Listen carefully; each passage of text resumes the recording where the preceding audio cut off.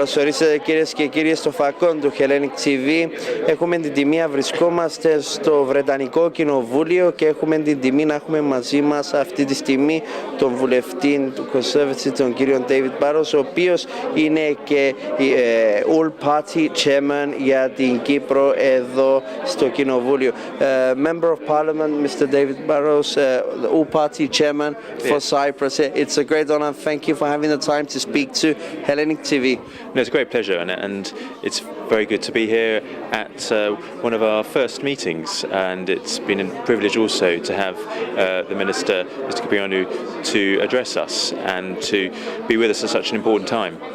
Great. And with all this, the party, all three parties taking part within this, with your committee, yes. How important it is to get the voice for Cyprus heard within the United Kingdom Parliament or the British Parliament?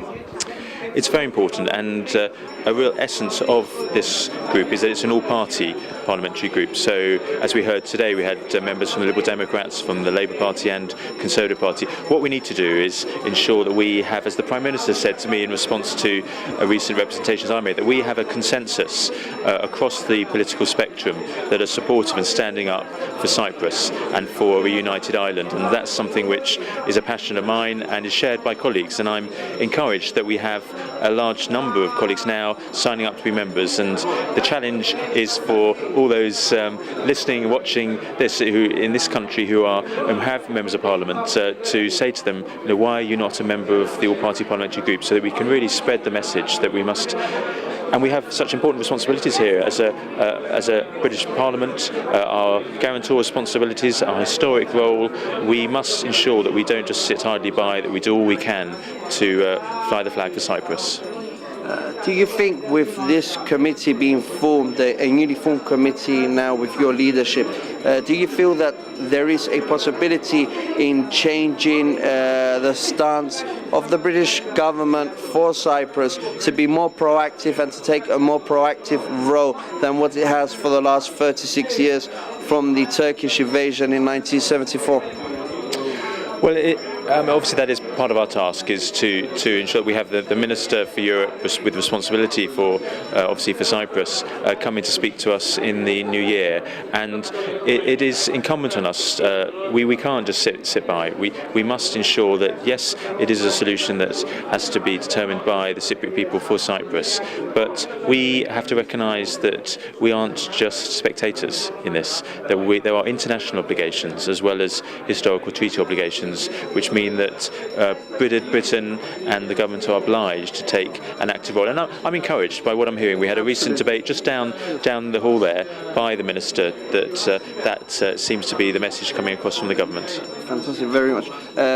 We had one of the first official visits from the newly elected Prime Minister, Mr. David Cameron, to Turkey, to Ankara. Yes. He was elected in May, and I think his official visit was in June. And he spoke, and very strongly, of course, as the leader of the UK yes. government, or the British government. He spoke, and he's in favour of Turkey entering the yes. EU. And I'm sure the Cyprus government is in favour of Turkey entering the EU. However, there is some obligations to Turkey. The Ankara Protocol, as yet, it has not been met.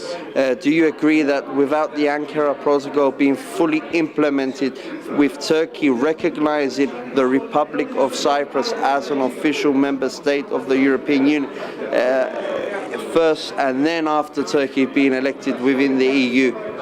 Plainly, that has to happen. It has to happen now, and it should have happened for some years now. Indeed, I asked the Prime Minister that very question, and he responded, and the letter's been published when he said yes, he quite properly recognises that the Ankara Protocol needs to be fulfilled, and in fact that he also said that he'd made those strong representations to Turkey, and he and the Foreign Secretary have done that.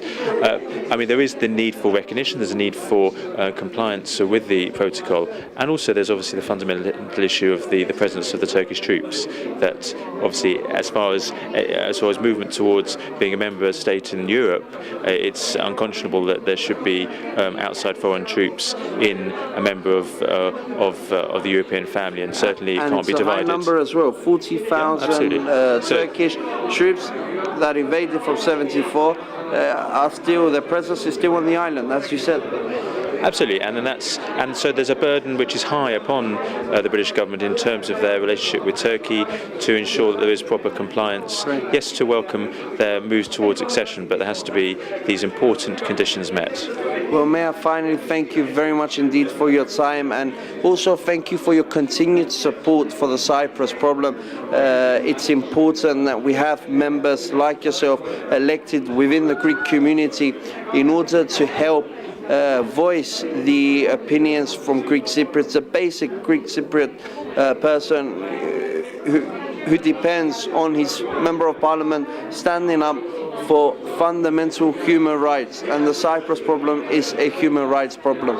I agree. It's an issue for all Cypriots, and it's standing up for Cyprus. It's standing up for human rights and justice, and one can't compromise on those, and one needs to do that. And this Parliament, which has stood in the past for other countries and concerns in that area, needs to make sure it's standing up as a mother of democracies, championing human rights and justice. Thank you very much indeed. Thank you.